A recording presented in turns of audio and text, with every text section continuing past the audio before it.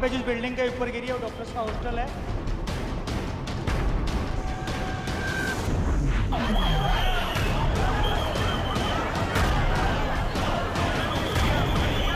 लड़का है ना, वो ब्रेक पड़ा था खाने का, तो हॉस्टल में खाने गया था। ये हॉस्टल में प्लेन क्रैश हुआ। हम लोग एंट्री ले रहे थे, उसी टाइम पे हमने धुआं देखा। जोर से आवाज़ आया विंग्स का, फिर पूरा धुआं भर गया, लोग यहाँ से भगदड़ मची। जैसा धड़ाका हुआ मैं वहाँ ऑफिस से वहाँ गई, बहुत बड़ा प्लेन क्रैश हुआ था, बहुत धुआं और आग लगी थी।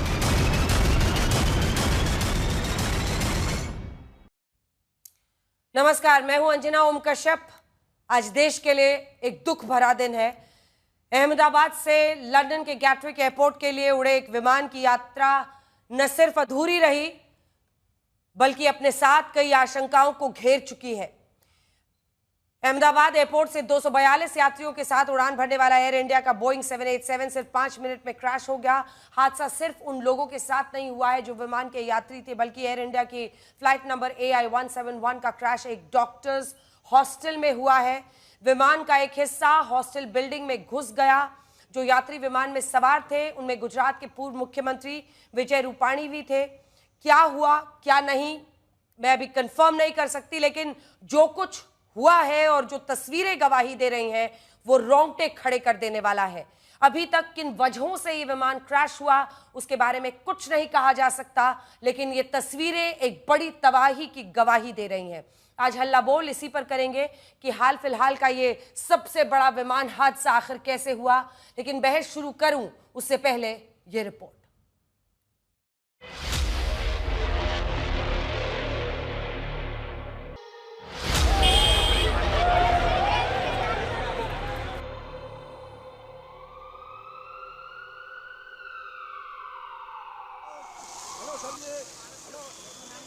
वक्त 1:38, जगह अहमदाबाद एयरपोर्ट। एयरपोर्ट की फ्लाइट AI-171 बोइंग का B787 विमान। 242 जिंदगियों की ऊंची उड़ान शुरू हुई। लंदन के गैटविक एयरपोर्ट तक विमान को जाना था, लेकिन किसे पता था कि उड़ान भरने के 5 मिनट में सब कुछ स्वाहा हो जाएगा।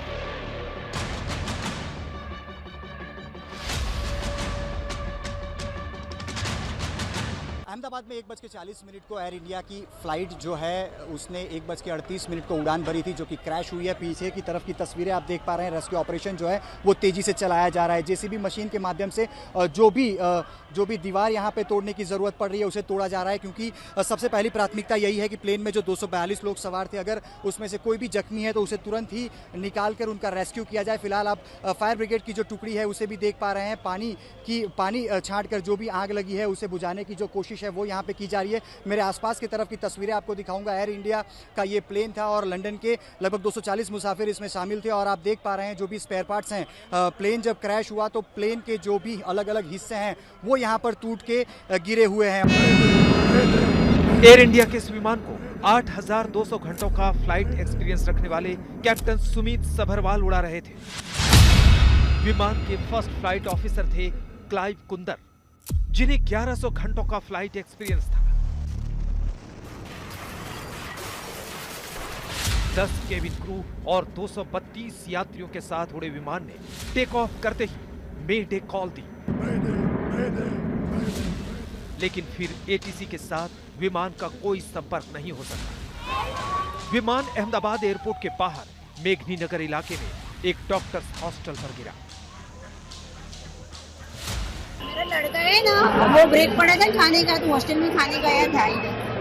ये हॉस्टल में ही प्लेन क्रैश हुआ, पर मेरे लड़का को कुछ हुआ नहीं। बात हुई मेरी, इसके भाई बंधन ज्यादा हुए, तो लोग मर गए। फिर मेरा लड़का को देखने जाना है अंदर। बनेवी मेरा सिस्टर दोनों है अंदर, लंदन जा रहे थे वो। 111 नंबर 110 नंबर की टिकट कंफर्म है उनकी।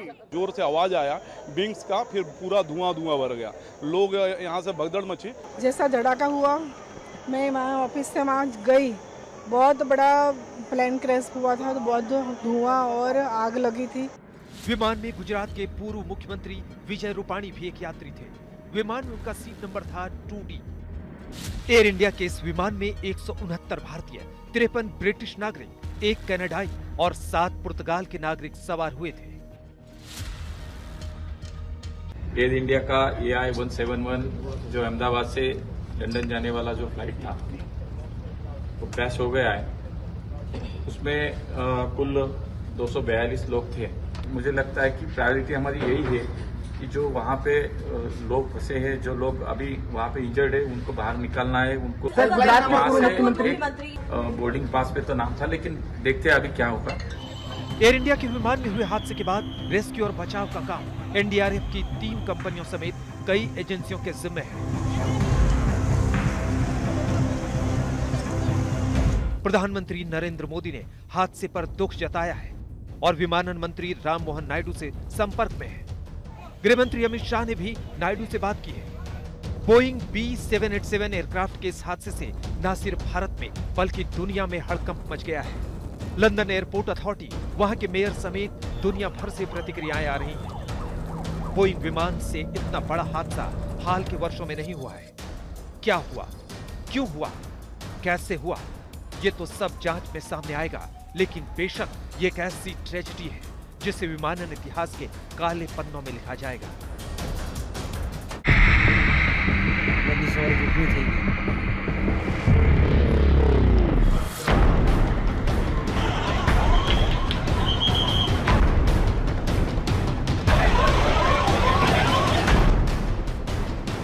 यहाँ पे जिस बिल्डिंग के ऊपर गिरी है वो डॉक्टर्स का हॉस्टल है।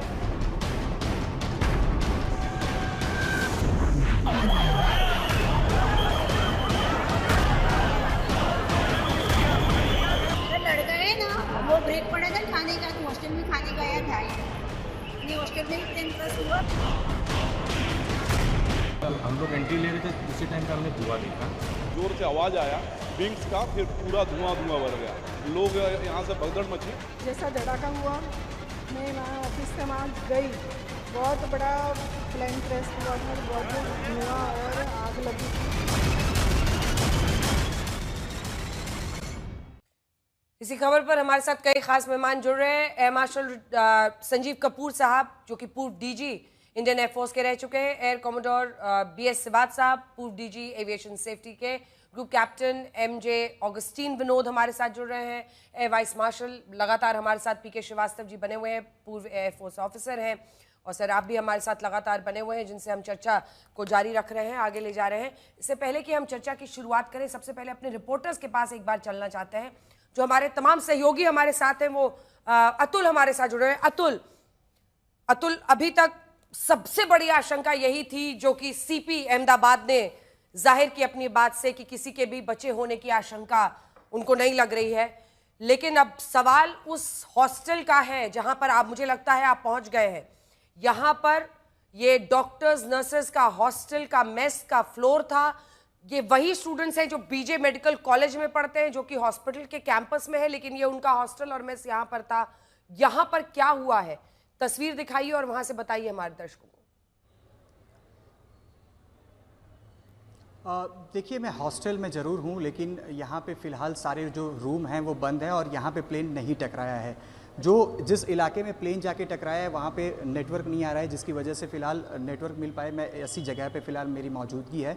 और अगर प्लेन टकराया, अगर मैं उस जगह की बात करूँ तो BJ मेडिकल कॉलेज सिविल अस्पताल के कैंपस में आया हुआ है और वहीं से 200 मीटर की दूरी पर मेडिकल स्टूडेंट्स, जो कि पहले और दूसरे साल में MBBS की जो पढ़ाई करने वाले मेडिकल स्टूडेंट्स रहते हैं, सीनियर रेसिडेंस डॉक्टर जो हैं, वो यहाँ ये जो पूरा कैंपस है इसमें रहा करते थे और नर्सिंग के भी कुछ कर्मचारी यहाँ पे रहा करते थे। यही दोपहर को मैस में भोजन ले रहे थे और जिस प्रकार से अभी स्वास्थ्य विभाग के अधिकारी की तरफ से जो पुष्टि की गई है, उनके मुताबिक 50 जितने लोग घायल हैं और इनका इलाज भी चल रहा है। जो मृतक हैं उनके परिवारजनों से अपील की गई है कि वो उनके जो स्वजन हैं वो DNA सैंपल दें और DNA सैंपल कलेक्ट करने की जो व्यवस्था है वो सिविल अस्पताल में शुरू कर दी है। यही चीज़ मैंने आपको पहले भी बताई थी, क्योंकि जिस प्रकार से यहाँ से घायलों को ले जाया गया था, जो डेड बॉडी यहाँ से बरामद की गई थी, उन्हें देखकर किसी भी शख्स को पहचान पाना बहुत ही मुश्किल था। तो आने वाले वक्त में अब डीएनए सैंपल्स जो हैं वो कलेक्ट किए जाएंगे, जो मृतक हैं उनके स्वजनों को डीएनए सैंपल्स देने होंगे, जिसके बाद मृतकों की पुष्टि होगी। यानी कि जो अब आंकड़ा है वो शायद हो सकता है कि जब डीएनए सैंपल की रिपोर्ट से एक बार आ जाए उसके बाद ही जाहिर तौर पे सरकार की तरफ से भी उसकी पुष्टि हो पाएगी। लेकिन जिस प्रकार से सीपी अहमदाबाद का कहना है कि जो मंजर वो देख के यहाँ पे गए थे उसी के मुताबिक उन्होंने बताया है कि जो 242 लोग इस प्लेन में सवार थे उसमें से किसी का भी बच पाना बहुत ही मुश्किल लग रहा है। और जिस प्रकार से एक अभी सूची भी जारी की गई है जिसमें नाम के साथ 25 जितने घायलों की सूची भी जारी की गई है, वो 25 नाम है जो कि आसपास में मौजूद थे, मैस में मौजूद थे और जो बिल्डिंग में जहां जाके प्लेन टकराया वहां पे उनकी मौजूदगी थी। ये सारे वो 25 इंजर्ड लोग हैं जो कि प्लेन में सवार नहीं थे लेकिन यहां आसपास में उनकी मौजूदगी थी। 25 लोगों का इलाज भी चल रहा है, उनके नाम के साथ एक लिस्ट जारी किया गया है। तो उनके जो भी रिलेटिव्स हैं उन्हें ताकि जानकारी हो पाए कि उनका स्वजन जो यहाँ मौजूद था वो उसका इलाज चल रहा है, ताकि उनके परिवारों को भी कहीं ना कहीं थोड़ी राहत की सांस मिल पाए। लेकिन जिस प्रकार से सबसे महत्व की बात यही है कि अब डीएनए सैंपल कलेक्ट करने की जो बात है वो स्वास्थ्य विभाग गुजरात सरकार की तरफ से कह दी गई है। सिविल कैंपस में डीएनए सैंपल कलेक्ट करने के लिए जो जगह है वो तय कर ली गई है। और अतुल ठीक है, ये तमाम जानकारी हम दर्शकों को देख रहे हैं। अगर उस वक्त के कोई चश्मदीद आपको वहां पर मिल पाए जिन्होंने अपने सामने ये घटना देखी हो या उस इलाके के लोग मिल पाए तो आप उनसे अगर बात करेंगे तो थोड़ी ज्यादा जानकारी आएगी, क्योंकि वो लोग उस दुर्घटना के वक्त वहां पर मौजूद रहे होंगे। एयर वाइस मार्शल पीके श्रीवास्तव जी, आपसे जल्दी से एक प्रतिक्रिया मैं लूंगी। ग्रुप कैप्टन डी के पांडे तो खैर हमारे साथ हैं ही, जल्दी से अगर 3 लाइन में, क्योंकि बहुत सारे मेहमान हैं, मैं चाहती हूँ कि आपको क्या समझ में आ रहा है। एयर वाइस मार्शल आपसे शुरू करिए, आप क्या समझ में आ रहा है, क्या हुआ होगा? देखिए, अगर हम जो बात करते हैं ये समझ में आ रहा है कि ये जहाज़ टेक ऑफ किया तो इसका मतलब पूरी तरह सर्विसेबल होगा टेक ऑफ के समय में, और हमारे जो पायलट्स थे वो फुली एक्सपीरियंस थे। तो वो चीज़ मैं एक बार नेगेटिव करना चाहूँगा। अब ये टेक ऑफ करने के इमीडिएटली बाद जो चीजें दिख रही हैं कि टिक है, इसमें कोई दिक्कत नहीं है, इसमें कोई दिक्कत नहीं। तो आपको पायलट्स 8400 फ्लाइंग आवर्स, 1100 फ्लाइंग अंजना आवर्स, जी इसका तो कोई सवाल ही नहीं उठता। और ये टेक ऑफ के 1 मिनट के बाद जब आपने पूरे सिस्टम चेक कर लिए हैं, बिना पूरे सिस्टम को चेक किए हुए, इंजन की परफॉर्मेंस को चेक किए हुए आप टेक ऑफ नहीं करते हैं। तो आपने टेक ऑफ किया, हाइट आपकी मुश्किल से 600 फुट वगैरह के आसपास पहुंची और उसके बाद प्लेन अपने आप नीचे गिरने लगा। आपने प्लेन में देखा कोई भी एटीट्यूडनल चेंज नहीं आया। इसका मतलब कि दोनों इंजन एक साथ बंद हो गए, स्टॉल कर गए। ये अपने आप में जो जी इंजन इसमें लगता है वो एक बहुत सक्षम और एक बहुत सुरक्षित इंजन माना जाता है। ये जहाज भी सुरक्षा के दृष्टिकोण से बड़ा अच्छा माना जाता है। तो ऐसा क्या हुआ?